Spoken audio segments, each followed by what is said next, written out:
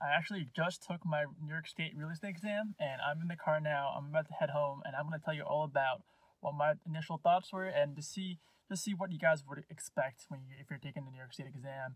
I'm gonna head back in and get warm first, and I'll sit down and start talking to you guys about. Hey guys, it's Dan here.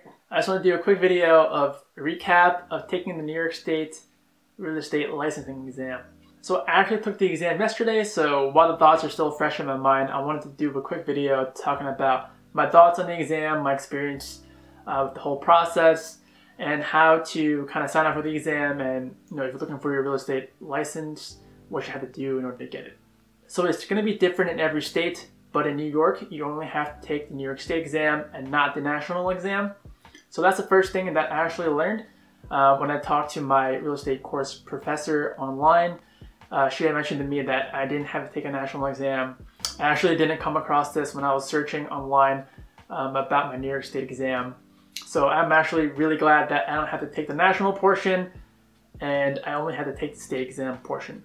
So in order to sign up for the exam, what you have to do is after you take your course and pass your course final, which is really what course you decide to take. You can either take an online course or an in-person class.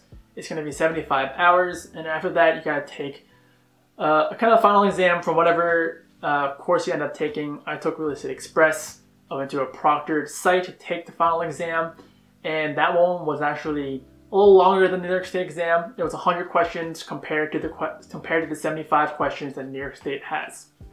Now, once you do pass that, your course will give you a certificate, and you will use that certificate to help you sign up for the New York State exam. On there, you'll have to go to the New York State website. I will link it below. It's called eAccess New York, so you'll have to make an account there. You'll have to go online, search for what are the exam dates that are available in the next couple of months, and there are going to be a couple of testing centers depending on where you are. There were about, I think, 3 or 4 locations on Long Island. I ended up taking mine in Franklin Square, and it was actually one of the earliest dates I could take it. And back when I scheduled it, it was still a month and a half away, and that was the earliest one that I took. So I definitely recommend you guys, scheduling ahead of time so you don't have to wait as long after your course exam. While all the material is still fresh in your head from studying for the course exam, you don't want to wait too long until you take the New York State exam. So what I learned from the experience is that the New York State exam is that there's only one version of it. I actually didn't know this. Maybe some of you guys don't know this, maybe some of you guys do, and you're saying, Danny, how did you not know this? But I didn't know that there's only one version of it. Everyone gets the same test. There's no different variations of questions.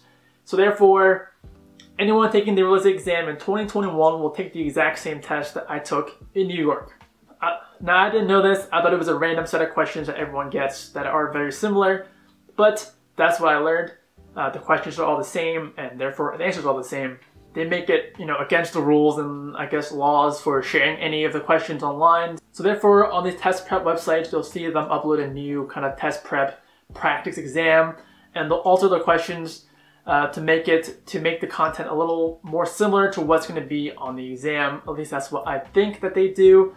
That's the only reason why they would even change the practice exams year from year to year. Now, in addition to scheduling your exam ahead of time, you have to do is actually pay $15. You'll do this when you're scheduling it on the eAccess New York website. You'll have to pay $15, which is not too much, but it is definitely something. So, you can't just randomly sign up for the exam and not go and take it. At least they'll take $15 from you if you don't show up. Now, what I learned from other people before I took the exam is that the New York State exam is actually going to be a lot easier, or a little bit easier, depending on how you think of the material. A little bit easier than the course exam. So that actually made me feel a lot better going in. I thought that the Real Estate Express course that I took, the final that I took, was not the easiest. It was still, pretty challenging, but knowing that the state test was easier definitely put me a little more at ease. I definitely prepped and studied as much as possible for it. I actually recommend you guys studying online, looking up some videos on YouTube. I use Prep Agent. A lot of people also use Prep Agent and his YouTube videos. They're very helpful in kind of going over big picture stuff and broader concepts he does, very good animated videos to kind of describe the concepts, and he does great, longer webinar sessions too, and some live sessions on YouTube. So you can actually join on a YouTube live session, ask some questions in the chat, and he'll answer them right away. So the day of the exam, which was yesterday, I showed up there about 15 minutes early. Got there was actually a line to go into the building for the exam, which I did not expect. I expected to be, one of 5 people taking the exam, but there were actually about 20 people taking it, which I was pretty surprised about. Once in the building, the proctor that was there told us to turn off all our cell phones. You're supposed to bring a number 2 pencil with you, and he kind of called out anyone that didn't bring one, kind of shamed them a little bit. But definitely do bring your number 2 pencils with you. It's going to be taking on kind of a Scantron type piece of paper. That's how they'll grade your exam. Other than that, you should be able to bring a calculator, a non-graphing calculator, just your regular desk calculator that you use. While you're in there, you're actually not allowed any food or drinks. So if you did bring any snacks or a water bottle, you're not allowed to bring that out. I had actually brought a scrap sheet of paper with me to write notes on, and when the proctor was coming around, she actually told me to put that away. I showed her that it was actually a blank sheet of paper, but she was like, I don't care, put it away. So I thought that was kind of weird how I couldn't have scrap paper. Maybe it was something along the lines of not wanting me to write anything down about the exam and sharing it with the outside world, and leaking it out to other people, and that could invalidate a bunch of our exams.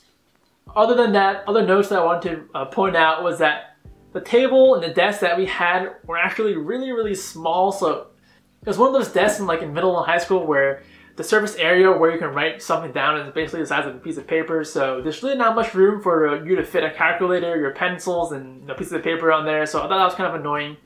Other than that, it was pretty simple. Either of the test was kind of easy. Definitely study hard, know your key terms, and I think you'll be fine.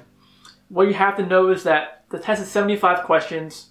You only need a 70% to pass, so you don't have to get 100. All you gotta do is get at least a 70. So that's the mindset that I took when I went in there. I knew that if I got at least 55 questions right, I should be pretty good. So I kept track of all the questions that I had, second thoughts on, I wasn't really sure of. And after the test, I counted only about 10 to 15 questions where I wasn't really sure of the answers, what the answer was. Everything else, I was 95% sure. So I looked over my exam once, and after that, I kind of just handed my test in. I understood that if I got at least 60 questions right, that was a pass for me, and that's good enough for me to pass my exam. Now, once you do take your exam, I looked online. It probably takes about 2 weeks for you to get the results. So after about a week, I'm going to be checking my results online on eAccess New York every day, just to kind of get the verification that I did pass. And the next steps for me is to find a sponsoring broker. So I'll be kind of going online and looking at all the other brokerages on Long Island, and kind of just see who I want to sign with. If you guys want to see a video about that, how to pick a broker, when I do pick a broker myself, and what made me want to choose that broker over other ones, then please let me know in the comments below. But other than that, guys, that's it for this video. Hopefully you learned something about the real estate exam in New York, what you need to take it, what it was like when I was in the exam room, and kind of a little bit about the next steps that I have to do right now. Alright guys, thank you for sticking around to the end of the video. That's it for me. Hopefully I'll see you in the next video.